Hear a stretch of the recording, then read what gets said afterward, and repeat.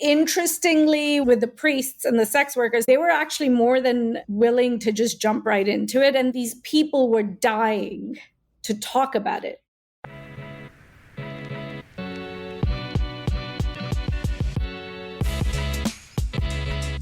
Welcome to Any Insights Yet? The podcast that explores the intersection of strategy, inspiration, and branding. I'm Chris Kocek. On today's episode, we explore some tricky subjects with Shobha Sairam, Chief Strategy Officer at 22 Squared, an independent, award-winning ad agency based out of New York. For over 2 decades, Shobha has worked on a wide variety of brands at a number of agencies, including Leo Burnett, Mother, Deutsch, and The Community, among others. Her strategic work has led to research on a number of sensitive and challenging subjects, including sexual wellness, banking, and the American dream. So how does Shobha get people to reveal their deepest, most intimate secrets around difficult and taboo topics? Maybe it's because she's lived and worked on 3 different continents, and she's just instinctively in touch with the human condition. That definitely plays a role. I think another important part, though, is the elegant way she reframes questions and the nuance she finds in people's stories. That's what leads to those aha moments that have helped Shobha chart new paths for KY, Sour Patch Kids, Heineken, PepsiCo, Baskin Robbins, and more. And since I always love to ask what-if questions as a way of getting closer to an insight, I was excited to hear how Shobha's creative briefs at 22 Squared have what-if at the center of the brief. Before we get to all that, though, let's find out what exactly sex workers and priests have in common. When you worked on KY brand, what was one of the most interesting or unusual questions you asked people about sex during your research? Everything we asked people during our research was interesting, and the research itself was super interesting only because we talked to everyone, not just your average single person who's having sex or couples who are having sex, be they straight or gay. We talked to priests who were not having sex. We talked to prostitutes who were having sex, but for money. Our whole sort of objective was to really become subject matter experts in sex, but the only way to do that was to talk to the experts themselves. The simplest question that we asked them, which turned out to actually be the most evocative question, was just why? Why do you have sex, or why do you not have sex? And what came out from that question was what I think surprised all of us. We all thought people would say the usual, because it's fun, for the joy of it, because it's pleasurable, or who doesn't like sex? And what we ended up getting was actually super deep. So we got everything from I have sex out of guilt, I have sex out of obligation, I have sex because I'm worried that if I don't have sex with my husband, somebody else will. So it was so interesting because the responses ranged the gamut of everything except really the act of sex. When we drilled down deeper and we were like, well, what do you hope to get, whether it's guilt or whether it's, manipulation that's driving you, or whether it's even doing it for money? And they didn't use this word, but the place we got to was sex isn't just routine, part of your life, like physical pleasure. Sex was about intimacy, because it was always this act between 2 people that came from a different place. It was sort of the expression of something emotional that would either connect you to the person or not connect you to the person, but it made you feel a certain way about yourself, about the situation you were in, and the person that you were doing it with. So it sort of helped us really move the conversations around the brand, like in terms of thinking about how we set up the foundations, because KY brand started with KY jelly, and it was all sort of very functional. It's considered a medical device. It's a problem solution brand. If you look at what KY Jelly did and even some of the other innovations, it was all about solving a problem. And that was sort of the wrong place for the brand to live in at that time. So the strategy sort of evolved around elevating that and making the conversation not about something being problematic with sex and KY being the solution, but elevating the conversation to there's a role KY can play in culture, and that's about enhancing intimacy between whoever chooses to have sex. No judgment on why they do or why they don't, but there is a moment where you come into play where you can actually elevate the experience. That's super interesting because I think most brands think about problem solution, right? They're always like, this is the problem, we're the solution, we're the hero. And what I'm hearing you say is that for the brand to rise beyond the level of the product, to be something in the culture, it has to tap into a deeper or bigger emotion than just the functionality. 100%. And sometimes the emotion isn't what you expect, because we thought, like the easy place to go is KY is all about the joy of sex. And that was not what we were getting from people in these conversations. It felt almost too superficial to go from problem solution to the joy of sex. It needed to feel a little more meaningful for what people needed.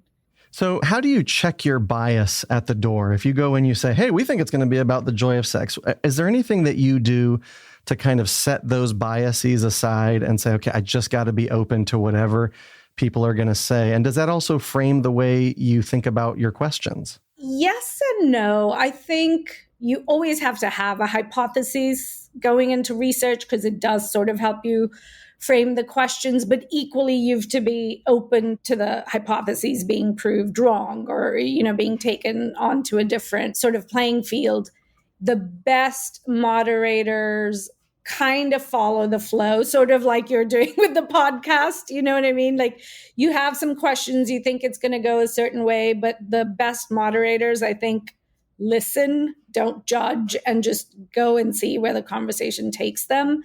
Everyone has biases, but you don't have to be of their community, but you have to act like you're for their community or truly be by their side. I can imagine that when talking to people about sex, especially strangers in focus groups or in all of the interviews you talked about, that can be a little bit daunting. It's not something that you usually start a conversation with. How did you deal with the discomfort, if there was any, of talking to strangers about such an intimate topic like sex or their sexual habits or their feelings about sex?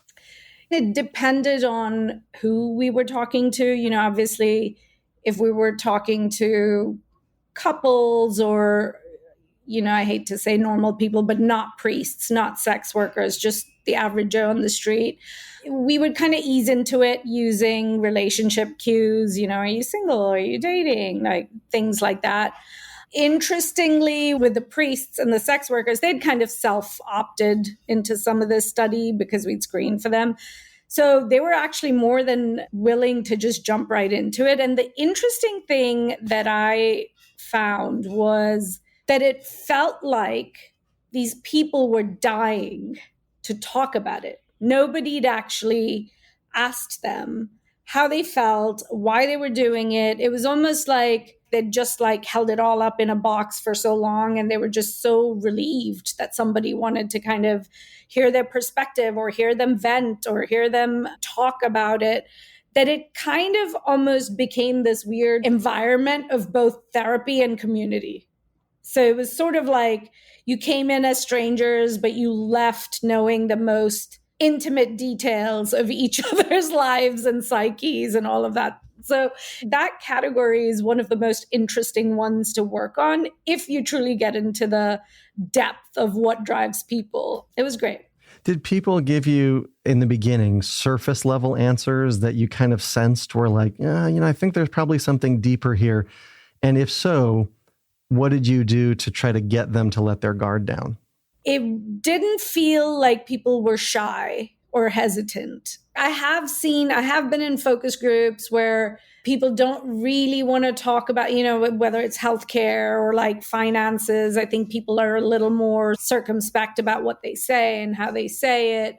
But it was really bizarre. This brand in this category defied all my expectations in terms of where I thought the conversation was going to go, how I thought people were going to engage with the questions. I mean, it got to a point where we didn't even have to ask questions because they were so free with their answers. Mm-hmm. Now, this was a little while ago. You mentioned it, that you did this research. Do you feel like from what you've seen, because you're very active in social media, your agency works a lot on social media campaigns, is there a difference that you notice between back then and now in terms of doing research around the topic of sex? 100%.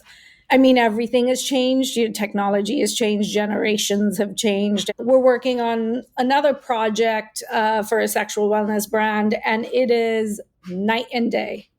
The emotional nature of the responses we got when we worked on KY, say, it was, I think at this point, 10, 12 years ago, maybe, are completely different from the conversations we're having or hearing on social media now.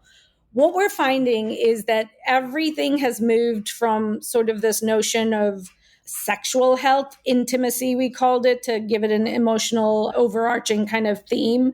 It's all gone to sort of this area of sexual wellness and sexual empowerment. So it's really sort of gone from being an internal thing that you do to try and make yourself feel better about something in the best of ways or the worst of ways, to something that you do to actually express your own power, express your individuality.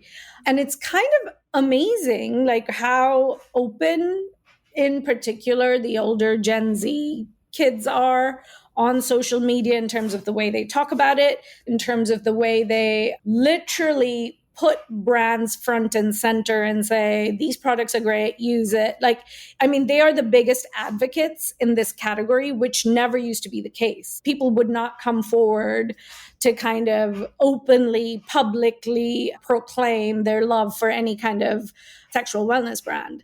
That has completely changed. It's the people have taken over, and this generation is just unafraid to let loose in all the ways. And you mentioned Gen Z, and I'm going to share a quick story that connects to all this. But so the American dream might seem like a total non sequitur, but the American dream, I remember people always talk about the American dream, especially around election time. And I find that depending on who you're talking to, right? If you were talking to boomers, their idea of the American dream is going to be very different than what the Gen Z version of the American dream is. With the research that you're doing right now with the sexual wellness brand you're working on, do you find that maybe there's a word or there's a phrase or an idea that both boomers and Gen Z are talking about? Because in the news, you hear about boomers having sex all the time now. Yeah. In retirement homes and, lots of places. Yeah. That was always a thing, by the way. That was always a thing. Because with KY, that was where a big chunk of our business came from, was retirement homes. Really? And that was 15 years ago. So that's always been a thing.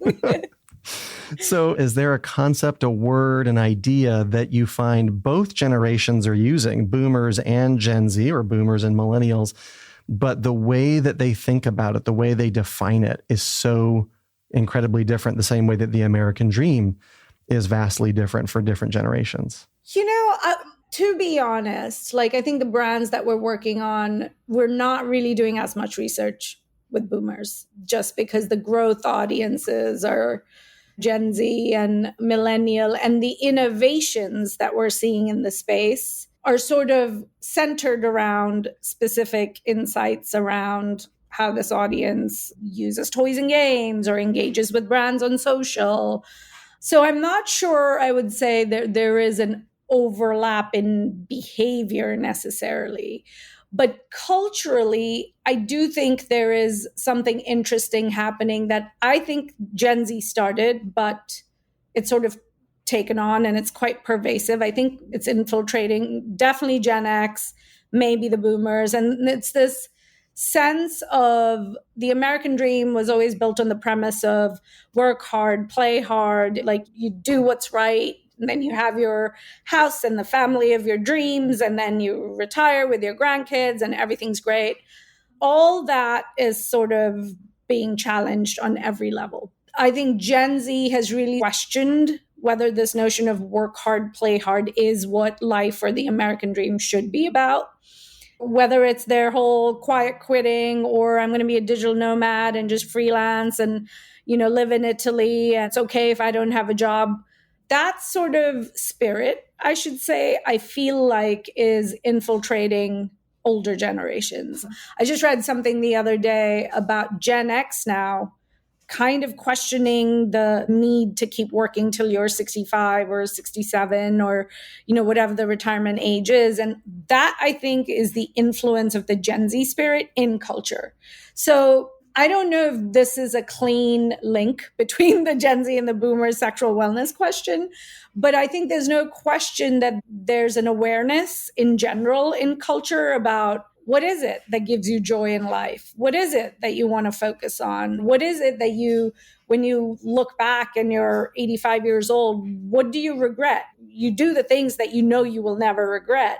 So I do think there's something interesting taking shape there. I don't know if I've crystallized it yet because we haven't had this sort of conversation with every cohort to kind of really drill it down, but it is something that keeps coming up. So maybe it's just like the freedom to live, as generic as it may sound. It's really like work less, play more. It's not work hard, play hard, That's interesting. Work less, play more. I just wrote down too, no regrets. And there's an all or nothing quality these days. Like if I can't get everything I want, then I'm not playing. So it's interesting how things change from one generation to another. Now, we've been talking about sex a lot, but are there any other brands that you've worked on that have also been challenging from a research standpoint because of the subject matter? You mentioned earlier, people can be a little guarded with personal finance conversations or with other topics. Does anything come to mind for you about certain topics like that? Yeah. I've worked on some cell phone providers in the past, will not name names, and some insurance companies. And the challenge with those categories, for example, is people only talk about you because it's a bad thing. No one ever raves about an amazing conversation you had for 2 hours and everything worked just fine. Or no one ever raves about having an insurance when nothing goes wrong. So like sometimes I think in those categories, it can be really hard to find what's good, like what is good. And so you have to listen, you have to dig, and there's a little bit of I hate to say planary BS filter you have to put on things to be like, okay, but if you turn the weakness into a strength, then what could it be? Those are, I think, in general, not necessarily just hard in terms of research, but those are difficult categories because people are just distrustful, skeptical, inclined to dislike more than inclined to just have fun with it. Yeah. In previous conversations, you and I have talked about behavioral truths, and how to get to those. And when I worked at BBDO New York a long time ago, our department was called behavioral planning. And the idea was that, if you study people's behaviors, past behaviors, that's a more likely predictor of their future behaviors versus just saying, what would you do if, right? Or how do you feel about X? In your work, especially around social media, do you feel like social media has become a good place or is it a bad place to discover those behavioral truths? I think it's a great place in some ways, because I think in many ways it's real-time think, feel, do. People are just putting it out there. And sometimes what you do have to filter for is how much of it is exaggeration. But it is interesting when it comes to brands or engaging with brands. I don't think people are putting less than the truth out there, so whether they're planning a purchase, their actual, purchase and their experience of the purchase and their review of the purchase, it's all there for you to kind of dig into and read into it what you will. But I think there's, who am I to question BBDO's behavioral planning? But the linearity between past behavioral truths to future behavioral truths misses one thing. It misses the consequence of past behavior on future behavior. And I also think it misses the impulse behavior cues, the impulse triggers. Humans are notoriously difficult to predict. I think you can only provide triggers and try and shape their behavior in a certain way, but communications alone isn't going to do that. And I think, a lot, we can talk about comms planning comms planning plays a huge role in kind of trying to shape that behavior. But I'm not sure we could ever fully predict, like it takes one little thing and you think the whole world is going to do one thing and they kind of flip and go do the other thing. It's interesting. We live in a very interesting moment in time for our industry and for the world. You mentioned the impulse and that can surprise you. Is there something you've done recently in the past month, 3 months, that surprised even you? You did something that was perhaps a little bit impulsive and you're like, I never do that. That was surprising.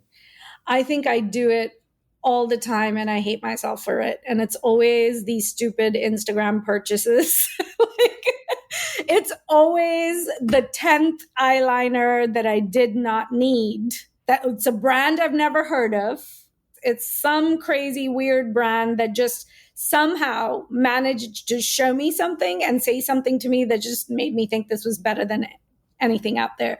More than ever, e-commerce on social is sort of driven by those moments. Like we talk a lot about this paid social, there's organic social or social agility, we like to call it, being on time with culture. So if something happens in culture on social media, you as a brand enter the conversation if you have the right to do so in terms of what you stand for, et cetera, and you get in the conversation. All of those things sort of add up to creating some kind of impulse moment, I think. But I'm a terrible example because I'm very impulsive. So nothing surprises me. That happened with me with some kind of Ziploc stand-up pouch bags. Yeah. It was the most impressive kind of infomercial. I mean, it was like 2 or 3 minutes long, maybe longer. And they just hit on all of these things. I was like, yes, that's me. That's my problem.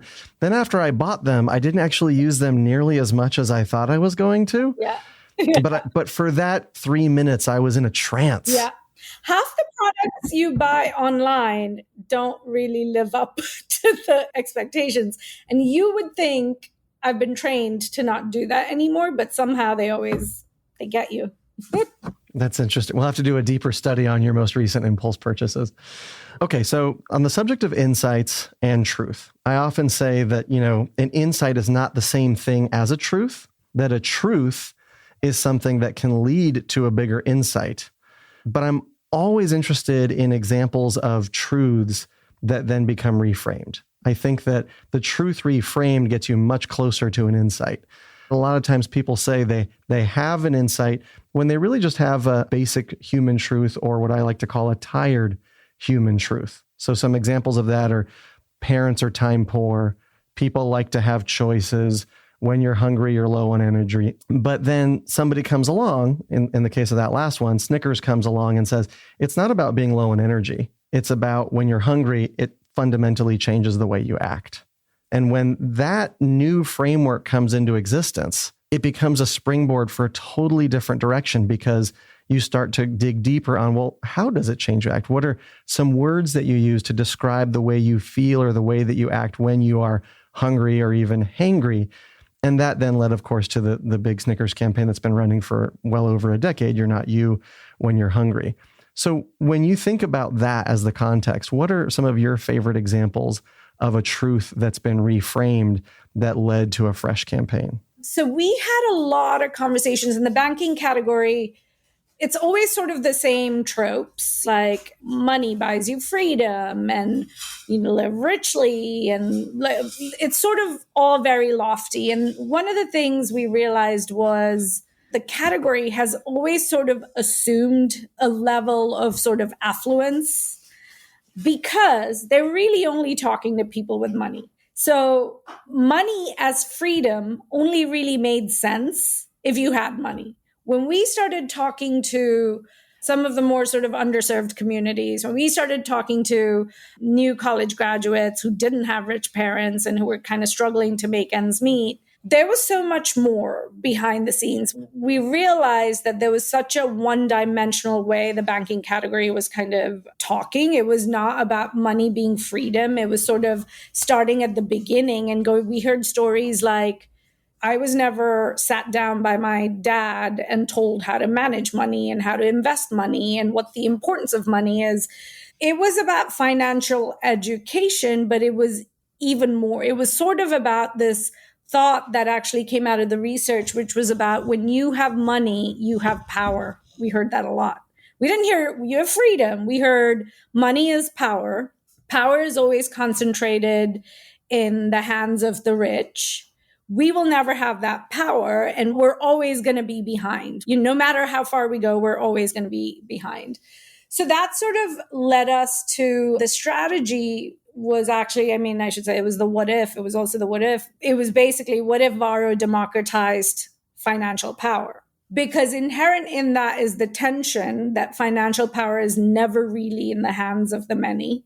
And yet, if you as a bank are talking about how you have their backs and you're sort of there for them, then your ultimate mission in life should be to democratize it by sort of revealing all the truths and the unfairness of the system. And, there's so many layers to it. The campaign was called That's Money. And it was a brilliant tagline, but it sort of reframed the notion of money not being just freedom to go travel the world and live as you want and live richly and do this, that, and the other, but about the small moments that are so important to this audience's lives that they would never even imagine doing. So it's poignant moments like a 20-year-old taking his dad out to a meal, unheard of, and the emotion behind it. Or, and this came directly out of the research, someone said, I will know I'm okay when I can fill up my gas tank and wait for it to click without me watching the pennies go up and down and stopping. I remember in my 20s filling up half a tank at a time. Yeah. A lot of times, and trying to get it, just a particular place because I didn't feel like I had enough money to do a full tank. Yeah. Also, that phrase, that's money, there's a double entendre there, right? Because people will often say that's so money or that's money. 100%. Right? 100%. I love those examples. And I love the nuance that you were able to uncover in the research when people give you those real heartfelt examples of being able to take your father out to dinner. I remember actually when I got hired at BBDO New York, there was a nice restaurant somewhere in New York, and I was probably there for about a few months, gotten my paycheck and used some of it to pay down my student loans. But then I went to this really nice Italian restaurant and I just decided to pay for everybody. And it felt really good. It was like, oh, I'm a grown up now.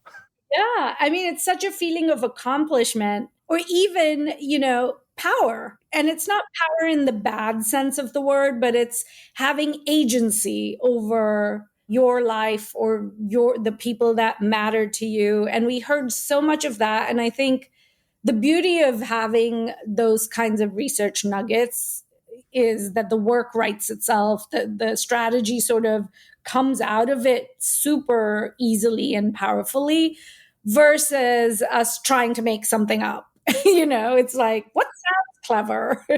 Oh, it's so much nicer when you can latch on to something somebody said versus fabricate it or come up with something.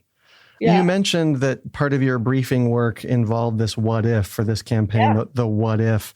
And in my book, Any Insights Yet, I talk about using what if as a technique for getting closer to an insight. That's baked into your briefing process though, right? Correct. So our briefing process is sort of all about, obviously as a planner, you dig into the what is this of the world, like what's going on in culture, in the competitive category, what's going on in social media. But the unlock comes from taking all of that and flipping it to what could be, which is where the what if is. It's interesting that you're talking about the what if as an unlock to an insight, and it is, but we're almost saying the what if is all of it wrapped in one. There's an insight in it, there's a strategy in it, and there's an idea in it. So even with that example of what if Varro democratized financial power, inherent in that statement is the fact that financial power is not democratized. Inherent in that is the tension that democracy and financial power do not go hand in hand. And there is an idea that comes out of it. There's a movement almost that comes out of it. But also the thing is, you make these briefs, we call them what if briefs. These briefs are always like, you may never fully realize that mission that the what if lays out. But if you write or design or create ideas that attempt to deliver on the mission, you're going to come up with something amazing. And it's sort of a journey, not a destination. It's been really kind of helpful for us in so many ways. Like when we sit and meet with clients for the first time, new business pitches, we have what we call what if work sessions. So there may be multiple what ifs. There's a board with a what if that flips the narrative of the category. There's a what if that sort of changes something that may be a brand's weakness into a strength. There's different kinds of what ifs that we start talking to our clients about to see where their head is. What is their ambition? How comfortable do they feel in pushing for something that's truly great and distinctive and stand out? So if somebody's dreaming really big on a what if, do you ever try to reel them back in, or do you encourage, let's keep going, push that dream further, even if we can't operationalize it? What do you do if they start going way off the railroad tracks? I think that the trick to it is it's not blue sky what if, it's not what if KY launched a fast food location. It's usually the process that we outline is, here are all the what is, and like there's actually a whole brief thing goes through this. What are the forces that are kind of fighting this brand or supporting this brand in culture or in category? So what is it that we either fight for or fight against? So it's still grounded in who the brand is, what the brand can stand for. So it's not, completely like a random brainstorm. You still start with an inherent understanding and knowledge of the problems to be solved, but the challenge is to flip all those statements you're making into a leap for the brand. Mm-hmm. Yeah, I just wrote down here from what is to what if. I love that structure. And I often give the example of the Reese's vending machine that said, what if you could trade in your unwanted Halloween candy for candy that you like? And it's so grounded in that truth that people don't like all the candy they get. There are many types of candy that they wish they hadn't gotten. And it's just such a brilliant play by them to do that. So you've been in the business for a while. Yeah. If you could, don't remind me. Slightly jaded, but still enthusiastic. Yes. It's a complex confluence of emotions. Yes, it is. So if the current experienced you could go back in time and give advice to your younger self when you first started out in planning, what's one thing you would tell yourself to do or not do? It's weird. I kind of morphed into strategy. I started weirdly in media, which I hated, but it was the only job out there. So I did that for 3 years in Leo Burnett. And then I got a job at a little agency called Vigilante, which was a small independent creative boutique incubated by Leo at the time in New York. And I don't know if this is advice or not, but this is what worked for me. What worked for me was I was in a tiny little shop where everyone wore multiple hats. There was no real hierarchy. Everyone would kind of shape the brief together, shape the idea together. It helped me figure out why strategy was important and what role it played. Maybe better than I would have learned if I'd, gone into a traditional sort of strategy department in a big agency. Not to say one is better than the other, but it sort of helped me become better with the creative product because I was so closely tied to it. And then eventually when I went to Mother, it was the same thing. Strategy and creative were two sides of the same coin. Now there are so many lanes of strategy. There's, creative strategists, there's comm strategists, there's digital strategists, there's the analysts, business strategists. So I think it depends on where your natural interests and your natural talents lie. I had always wanted to be a journalist and a copywriter. And I so I weirdly fell into strategy because it felt like I could still write, but I could also create. But I'm actually glad I'm a strategist now, not a writer. Why? I think I would like to write a book someday, but I'd rather write a smart positioning document and a brief than a script or a one-liner, because I can infuse that kind of narrative or one-liners into the strategy document. And it also feels like it gives me a little more agency into where we want to push the overall brand narrative and culture rather than delivering on something that someone hands to me. Mm-hmm. Mm-hmm. All right, we're at our speed round now. Are you ready for this? Yeah. Okay. Is there a brand whose work you admire or that you think to yourself, I wish I'd come up with that? There are so many, but the one that I'm consistently, I think, amazed by is Oatly. You know, obviously, challenger brand, the anti-milk, all of that stuff. I think they're at a bare minimum, their communication basically goes up against milk and basically it's like, okay, we'll take it from here. But I'm not sure if you saw recently, you know, obviously they've been doing really well and launching in different countries globally. They launched in Paris. Very controversial. Yes, I loved it. Like are you talking about the murals? Mm-hmm. Yes, loved it. Because one of the things that makes our job fun is to do something that most people would think is not doable. It's easy to come up with clever lines that show up on a billboard or partner with an influencer to have a great social media campaign or like all of that stuff. But to kind of have an idea that's mildly subversive is something that I'm always jealous of. Always. It's our chance for us to be artists, not just advertisers. And that's something that I always aspired to be. Yeah. And the controversy around it creates that debate, which is one of the things I'm always encouraging brands to do. Look, you're not going to be for everybody. Some people are going to love this move. Some people are going to hate this move. Whether that's good or bad, it creates conversation. And if people are talking about you, you're in the press, you know, this idea that there's no such thing as bad press, it gets you top of mind. So it's a very interesting approach they've taken. Yeah. What is the most recent good book you've read? It's called The Sword and the Scimitar. I don't know if you've heard of it. It's by John Owell. It's a giant. It's like 500, 600 pages. It's the story of a little boy in Malta. I think it's set, centuries ago, who gets kidnapped by these pirates from Turkey. And it's sort of the story of his journey. He goes from Malta to the Sultan's palace and sort of his life just takes on a whole other, he becomes a slave and then he becomes a ship owner and then ultimately he comes back to Malta. I love it because it's sort of this thing where he's like, all his life, all he's wanted to do is come back home.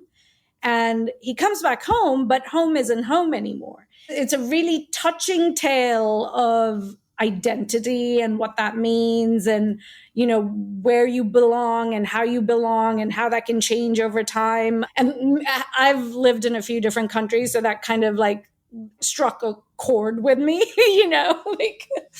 so that's the latest book. I highly recommend. It's a great read. It's a great holiday on the beach read. It's just really thick. It's not a quick one. Yeah. I mean, my high school got raised, I don't know how many years after I left, and it was completely demolished and rebuilt. And I felt this loss when I came back to where I grew up. And I was like, oh my gosh, like this is where I went to high school. Doesn't look anything like it did before. So those memories, obviously they didn't get fully bulldozed, but there is this power in place that when you come back to a place, you feel so many different things. And so that's interesting. I'll take a look. The Sword and the Scimitar? Scimitar. Gotcha. What's a movie that you would watch again and again because you loved it so much? Avatar. I don't usually watch movies again and again, but if I had to pick one, it would be that. I mean, I recently also watched Dune, which was amazing. I don't know. I think I like these movies that have these big sort of, they feel like they're larger than life. They're certainly not, reflection of real life, but inherent in the characters and the storyline is a reflection of the world around us and the good, the bad, the ugly. I think it makes it not just less boring, but it makes it easier to connect with something that may not quite be something that you thought you connected with. Have you seen Fern Gully? No, I haven't. That's the cartoon that Avatar is basically based on. I did not know that. Maybe I should watch that. Go watch Fern Gully this weekend and tell me if you see just a few parallels between the storylines. I will do that. If you don't mind watching animation. I love animation. If you could have dinner with someone who's no longer alive and you could ask them only one question, who would that person be and what would you want to ask them? Okay, this is going to go deep. It would be Gandhi, and it would be, how do we turn the violence in the world today into taking on more of a nonviolent form of protest the way he did when India was fighting for independence? Because I just think the world has gone to crap, it's ridiculous. And I wish somebody had the answer or somebody could show the way to end the violence. And I feel like we need it on every level, in every country, in the worst way. It makes me wonder whether nonviolence still works as a technique. Right. That's a much bigger topic for another time, but it's definitely a provocative one. Last question. Yeah. What is a piece of advice someone gave you that you still remember to this day that influences your work in strategy? Yeah, this is an interesting one. A CCO I worked with once said to me, the best strategy is often the idea itself. That really stuck with me. And I think a lot of times, even with, some of the what ifs that we write, like we think of what ifs as creatively as we do strategically when we write the briefs as sort of creative thought starters. And I think it is certainly a modern way to look at things, especially, when you sort of think about how strategy as a practice is evolving, like even in the world of social, right? Social strategists are not just strategists who sit around and write a brief to hand off. They do it all. They know the content, they create, they write the brief, they sort of brief themselves. And I think as the world changes, that notion of strategy being also the idea in many ways it's not just true. I think it's becoming more and more the case. The agencies that sort of work in a really siloed fashion and take 3 weeks to write a brief and then 3 weeks for the create, I think they're sort of missing the magic of what could be if you just condense that all and have people understand that the strategy and the idea are two sides of the same coin. Sometimes they're the same thing. Mm-hmm. I love that. Shobha, thank you so much for taking the time to speak with me today. I have learned. Absolutely. I have learned so much from you today. I have jotted down so many notes. Money does not equal freedom. Money equals power. From what is to what if, and this overlap between the strategic idea and the creative idea. So thank you for sharing your insights, your wisdom with us. Thank you for having me. Thanks again to our guest, Shobha Sairam. If you want to connect with Shobha, you can find her on LinkedIn, where you can also find her many contributions on strategy in Muse and Adweek, as well as her thoughts on the importance of diversity, equity, and inclusion in the world of advertising. If you're looking for even more ideas and inspiration, be sure to check out my newsletter, Lightbulb, at chriskocek.com/newsletter. Every Thursday, I share 3 aha moments that are guaranteed to inspire your next project, creative briefing, or campaign. Or check out my latest book. Any insights yet? Connect the dots, create new categories, transform your business. If you enjoyed today's episode, please give us 5 stars on your favorite podcast platform and share it with friends, family, clients, colleagues, even your enemies. Special thanks to Michael Osborne at 14th Street Studios for producing this episode, and thank you to Megan Palmer for additional editing and production support. Until next time, keep looking for patterns, finding contradictions, and asking what if more often.